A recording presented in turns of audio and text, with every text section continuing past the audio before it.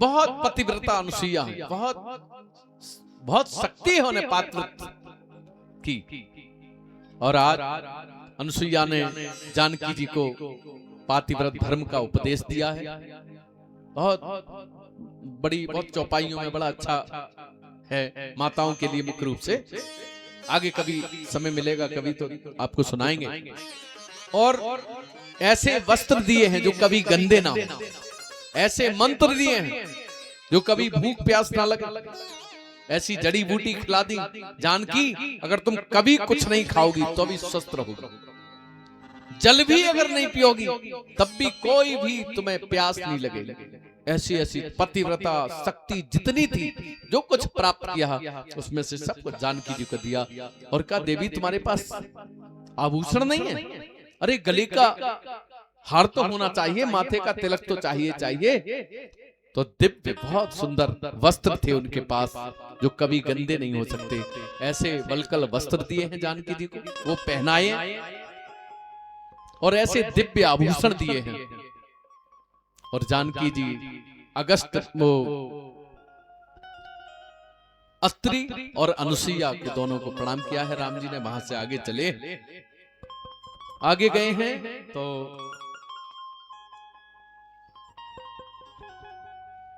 भगवान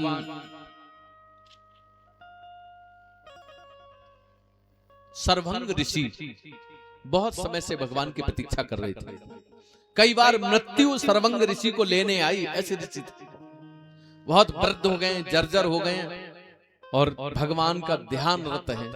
उन्हें पता ही नहीं कितनी हजारों वर्ष हो गए वे तपस्या कर रहे हैं। मृत्यु कई बार यमराज के दूत लेने आए, खुद यमराज लेने आए, लेकिन उन्होंने कहा नहीं अभी मुझे नहीं जाना, तो यमराज को वापस जाना। क्योंकि भगवान के दर्शन करने के लिए अपने प्राण भी रोक लिए थे उन्होंने। ऐसे अजीब तपस्वी व्यक्ति।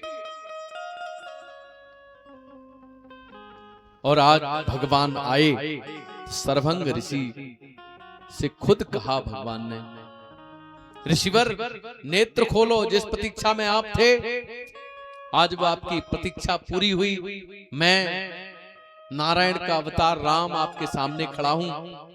जैसे ही नेत्र खोले एकदम भाव में डूब गए। मैं कौन हूं, कहां हूं, इसका भान नहीं रहा। देखते ही रहे, चित्तवत पंत रहे हुए दिन रात। और अब प्रभु देख जुड़ानी चाहती। अब कितने समय से नेत्र बंद थे कि भगवान के सामने ही ये नेत्र खुलेंगे। और आज जैसे ही नेत्र खोले हैं, भगवान के दर्शन किए, एकदम भाव में डूब गए, आनंद में डूब गए। और हाथ जोड़कर बड़ी वंदना की है, सत्कार किया है भगवान का, और कह दिया प्रभु नाथ सकल साधन में ही नाथ सकल साधन में ही कीनी कृपा जान जन दो कृपा जाने जग दो। मेरे पास कोई साधन नहीं है, पूजा पद्धति, कोई आरती थाली कुछ है ही नहीं मेरे पास। जल जलपान क्या कराऊं आपको? भगवान ने प्रणाम किया, बोले शिवर संतों के दर्शन। बोले नहीं, हम तो आपके दर्शन के लिए कई बार प्राण रोक रखे हैं। क्या चाहिए आपको? बोले हमें कुछ नहीं चाहिए, हमें तो आपके दर्शन चाहिए थे, सो प्राप्त हो गए। उसी समय अस कही जोग अग्नि तन राम कृपा वैकुंठ सिधारा। भगवान को देखते देखते अंगूठे को घर्षण करते हुए अग्नि प्रज्वलित की और शरीर को वहीं छोड़ दिया। वैकुंठ धाम भगवान ने उन्हें भेज दिया। सर्वभंग ऋषि को भगवान थोड़ा आगे चले हैं। ऋषि मुनियों संतों को के कुटी कुटी जगह जगह जाते हैं। यहाँ पर संतों ने विशाल समूह दिखाया, हड्डियों के ढेर लगा रखे। भगवान ने देखा, भगवान को क्रोध आ गया और एकदम हाथ में धनुष लेकर प्रतिज्ञा की, निश्चरहीन करहूं मही भुज उठाए पन की, सकल मुनिन के आश्रम जाए जाए सुख दे। संकल्प ले लिया जब तक ऋषि मुनियों की रक्षा सुरक्षा संरक्षा पृथ्वी राक्षसों से मुक्त नहीं हो जाती, तब तक मैं कपड़े नहीं पहनूंगा, सिर पर मुकुट नहीं रखूंगा, राजा नहीं बनूंगा। बहुत इस प्रकार की प्रतिज्ञा लेकर, संकल्प लेकर वहां से आगे चले हैं।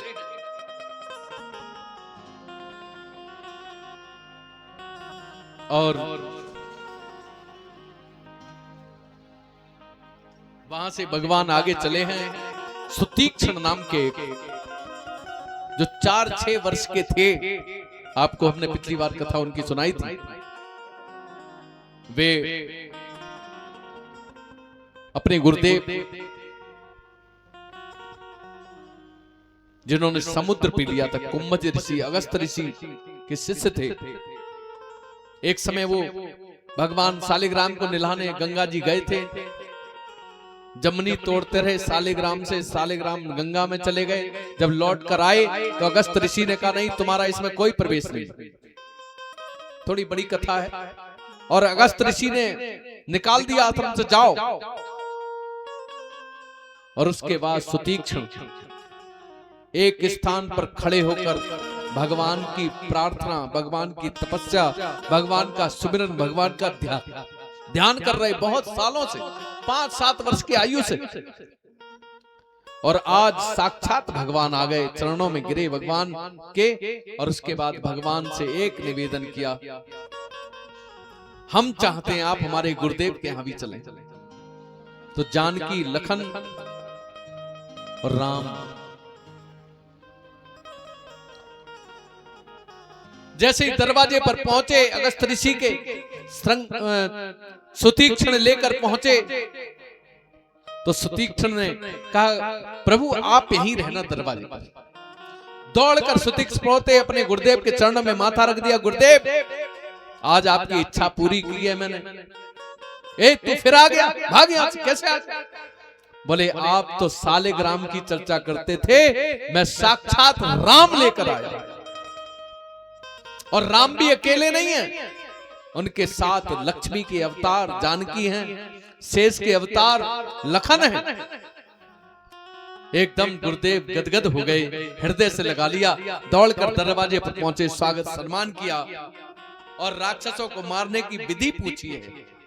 वाल्मीकि जी से रहने का स्थान पूछा, भारद्वाज जी से रास्ता पूछा, और अगस्त ऋषि से राक्षसों को मारने की विधि पूछी।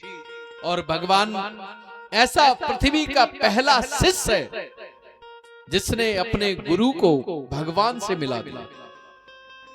गुरुदेव धन्य धन्य हो गए। भगवान ने वहां से विदा ली और चले, और पंचवटी में अपना आश्रम बनाया है। पंचवटी में बहुत बढ़िया कुटिया बनाई है, वहीं रहते हैं। एक दिन एक घटना घटित हो गई। सूपनखा रावण के बहनी, सूपनखा रावण की बहनी, दुष्ट हृदय दारुद दुख आयनी, दुष्ट हृदय दारुद आयनी। रावण की बहन है जिसका नाम सूपनखा है, दुष्ट हृदय दारुण दुख आयनी, बहुत समय से दुखी हुई है। ऐसा हुआ, सूपनखा जो है रावण की बहन है, इसका विवाह हुआ था विद्वज्वाहा नाम का एक राजकुमार था, राक्षस राजकुमार। उससे विवाह हुआ, रावण से कोई बात हो गई, रावण ने उसे मार दिया, यानी अपने बहनों को मार दिया। उसके बाद सूपनखा बहुत रोई, दुखी हुई, तो रावण ने समझाया, देख तेरा भाई तीनों लोकों का राजा है, तीनों लोकों में कोई देवता गंधर्व कोई भी व्यक्ति के ऊपर हाथ रख देना, कहना इससे विवाह करूंगी, तो मैं उससे तेरा विवाह करा दूंगा, चिंता मत। और एक बहुत बड़ा क्षेत्र दे दिया पंचवटी कि इसकी तू तेरे हिसाब से ये क्षेत्र चलेगा। एक तरह से पंचवटी क्षेत्र की दंडक वन की महारानी बना दिया। और इधर जब ऐसी स्थिति हो गई, सूपनखा भटक रही थी। आज पहली बार सूपनखा ने जब उधर से गुजर रही थी, तो सूपनखा ने आकाश मार्ग से ही राम को देखा। राम को देखते ही एकदम भावुक हो गई, कामुक हो गई और लालायित हो गई राम को प्राप्त करने के लिए। गोस्वामी जी लिखते हैं, पंचवटी सो गई एक बारा, पंचवटी सो गई एक बारा, देखे जुगल भाई बिकल कुमारा, देखे बिकल भाई जुगल कुमार। दोनों राजकुमारों को देखकर बेचैन हो गई, बेहाल हो गई, तुरंत एकदम ब्यूटी पार्लर में गई, सजकर एकदम युवा होकर आई।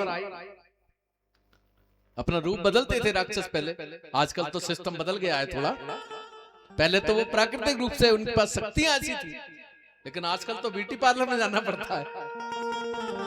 गई और एकदम युवा बनकर आ गई, युवा राजकुमारी सी लग रही, बहुत सुंदर। और भगवान के सामने पहुंची। सुनो जी, इधर देखा, इधर देखो, इधर भगवान थोड़ा बैठे थे अपना ध्यान में, जानकी जी अंदर कुछ काम कर रही थी और लखन जी अपने बाणों पर धार लगा रहे थे पत्थर में। इधर देखो, भगवान ने देखा, ऐसे करके देखा, बोले अरे, और बोली सुनो, तुम चौंक रहे हो, इतना सुंदर, तुम सन पुरुष नमो सन नारी, सन नारी, यह संजोग विधि रचा विचारी, यह संजोग विधि रचा विचारी। सुनो ए राजकुमार, तुम्हारे जैसा पुरुष मैंने नहीं देखा, और मेरी जैसी इतनी सुंदर नारी भी तुमने नहीं देखी होगी। मैं तुम्हें चैलेंज कर रही हूं। राम जी बोले ये बात तो ठीक है, तुम बहुत सुंदर हो, और एकदम खुश हो गई। बोली अब तो बात बनी जाएगी। भगवान बोले मेरा नाम शूर्पणखा है। मेरे भाई का नाम सुना है तुमने? बोले नहीं, हमने नहीं सुना। बोले मेरे भाई तीनों लोकों में, तीनों लोगों का राजा है, जिनका नाम रावण है, मैं उनकी बहन हूं। और सुनो, मैं स्वतंत्र हूं, किसी से भी विवाह कर सकती हूं, ये मेरे भाई ने मुझसे कह रखा है। मम अनुरूप पुरुष जगमाही, और देखे खोज लोक त्यों नहीं। मैंने तीनों लोकों में घूमी, मेरे अनुसार जितनी मैं सुंदर हूं ना, इतना सुंदर कोई व्यक्ति मिला ही नहीं आज तक। तुमने सही कहा सुंदरी, तुम तो सुंदर हो। और खुश हो गई। मेरे हिसाब से आज तक कोई मिला नहीं, लेकिन मैंने जब से तुम्हें देखा है ना, थोड़ा सा मन को समझाया। तुम सन पुरुष नमो सन नारी, थोड़ा मन को समझाया है। अच्छा तुम भी इतने सुंदर नहीं हो, घमंड मत करना अपनी बात। शूर्पणखा राम से कह रही है, राम जी से, तुम भी सुंदर नहीं हो इतने, मैं ज्यादा सुंदर हूं, लेकिन फिर भी मन माना कुछ तुम्हें निहारी। तुम्हें जब से देखा है तो मन को मैंने समझा लिया है। चलो ठीक है, चलेगा, थोड़ा काले हो लेकिन चलेगा। भगवान से कह रही है तुम थोड़े काले हो लेकिन चलेगा, कोई बात नहीं, छवि अच्छी है तुम्हारी। शूर्पणखा की बढ़िया बात क्या है, राक्षसी होने के बाद भी मोहित भी हुई तो भगवान पर मोहित होती है। संसार में नर पुरुषों पर क्या मोहित होना, मोहित होना तो भगवान पर हो, कम से कम कल्याण तो हो जाए। यहां तो नरक कुंड है, और आज शूर्पणखा भगवान के पर मोहित हो गई और भगवान से कहती तुम्हारा जैसा पुरुष नहीं है, मेरी जैसी नारी, हम लोगों की जोड़ी खूब निभेगी। भगवान बोले देवी तुम वास्तव में बहुत सुंदर हो, और ठीक है शादी विवाह भी हो सकता था, लेकिन थोड़ी मेरे साथ समस्या है। क्या समस्या है? कोई समस्या नहीं, मैं राजा की रावण की बहन हूं, बताओ क्या समस्या, अभी निदान। बोले नहीं नहीं, समस्या ये है। भगवान ने सीता जी की तरफ देखा, बोले हमारा तो विवाह हो चुका है। सीतई चितई कही प्रभु बाता, और कह दिया भाई हमार मोर यही कुमार मोर लघु भ्राता। और सुनो वो है ना जो लखन की तरफ इशारा कर दिया, ये कौन साहब हमारे छोटे भाई। और लक्ष्मण जी कुंवारे तो थे नहीं, भगवान ने कुंवर साहब क्यों कह दिया? तो राजा के बेटे को कुंवर साहब ही बोला जाता था, पहले भी आज भी। और दूसरा, इसने अपनी बात छिपाई थी, मेरा विवाह नहीं हुआ, मैं कुंवारी हूं, तीनों लोगों में कूद रही हूं, बर खोज रही हूं, शादी करने के लड़का ढूंढ रही हूं। तो इसलिए भगवान ने कहा जैसे तुम कुंवारी हो ऐसे ये कुंवारा, तुम्हारे पति नहीं है तुम्हारे साथ, तो इसकी भी पत्नी इसके साथ नहीं है, तो जाओ इससे बात कर लो। भगवान लखन के पास गई, लखन ने कहा ए सुंदरी, बोली सुनो वो तुम्हारा भाई है ना? बोले हाँ वो हमारे भाई है। बोले वो काला कलूटा था तो मैंने मना कर दिया उससे विवाह करने के लिए, तुम थोड़े गोरे हो, सुंदर लगते हो, तो तुम विवाह करोगे मेरे से? लखन जी ने भगवान की तरफ देखा, बोली मैं तो उनका दास हूं और तुम दासी बनने तो आई नहीं हो, तुम तो रानी बनने आई हो। बोले हाँ मैं तो रानी बनने आई हूं। बोले तो फिर भैया उधर ही जाओ। फिर राम के पास गई तो बोले नहीं नहीं थोड़ी मीठी मीठी बात करना, वो मेरी वजह से थोड़ा झपरा है, और कह देना। उन्होंने कह दिया ठीक है उससे कर लो छोटे भाई। फिर लखन के पास गई, लखन से कहा नहीं नहीं वो नहीं करेगा, तुम कर लो। उसके बाद फिर लखन ने कहा, लखन ने कहा ऐसा है जाओ तुम उन्हीं के पास जाओ, उनके पास जाकर, क्योंकि हमारे पिताजी की भी कई कई शादियां हुई हैं, हमारे यहाँ कई शादियों का रिवाज है, एक ही तो शादी हुई है उनकी, दूसरी शादी कर लेंगे और तुम महारानी बन जाओगी रानी की जगह, तुम तो बड़ी रानी बन जाओगी, तो इसलिए जाओ उनसे बात करवा। भगवान के पास गई, फिर लखन के पास आई, फिर मना कर, ऐसे चक्कर लगा, क्रोध में आ गई और अपने असली रूप में, क्रोध में, गुस्सा में, चेहरे की जो सुंदरता वो चली जाती है और एकदम असली रूप में आ गई और बोली इसके विवाह नहीं कर रहा, इसका कारण केवल ये लड़की ये है, इसकी बहू है। तो खाने के लिए सीता की तरफ दौड़ी, भगवान ने इशारा किया, लखन जी ने नाक कान दोनों काट लिए, ले सुंदर कितनी सुंदर है। उसके बाद वो गई, अपने भाई खरदूषण वहां रहते थे, खरदूषण से सारी बात कही, भगवान का युद्ध हुआ और भगवान ने एक बाण में 14,000 सैनिकों के साथ खरदूषण का वध कर दिया, मोहिनी बाण चला दिया। उसके बाद रावण के पास गई और रावण के पास जाकर रावण से कहती है, ए रावण, रावण के वहां नृत्यांगनाएं नाच रही थी,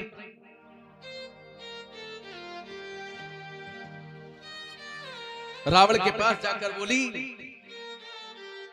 तू भोग में डूबा है, दुश्मन तेरे सर पर है, शर्म नहीं आती तुझे? और नाक दबाए, खून निकल रहा है, जैसे पहाड़ पर अगर गेरू ऊपर से लुढ़का दो, वही स्थिति काली काली भयंकर बुरी भांति की तो है सुपन का। तब रावण से कहती है, रावण सुन, मेरी नाक कटी सो कटी, अब अपनी नाक संभालो तुम, अब अपनी नाक संभालो तुम। इस जग में जिसकी नाक नहीं तो नकटा नाम रखा लो तुम। इस जग में जिसकी नाक नहीं है वो नकटा है। और सुनो, मेरी नाक अगर कट गई तो तेरी भी नाक कट गई, तू भाई है, दुश्मन सर पर है, इसलिए तुझे रावण ने समझाया। मंदोदरी ने रावण को बहुत समझाया, जो तो ऐसे ही है, लेकिन रावण नहीं माना। तब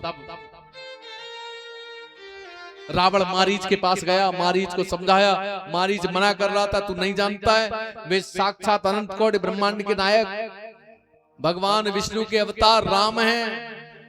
एक बाण से तो 7 समुद्र पार आके गिराऊं मैं, जब से मैंने भजन शुरू कर दिया है भगवान का।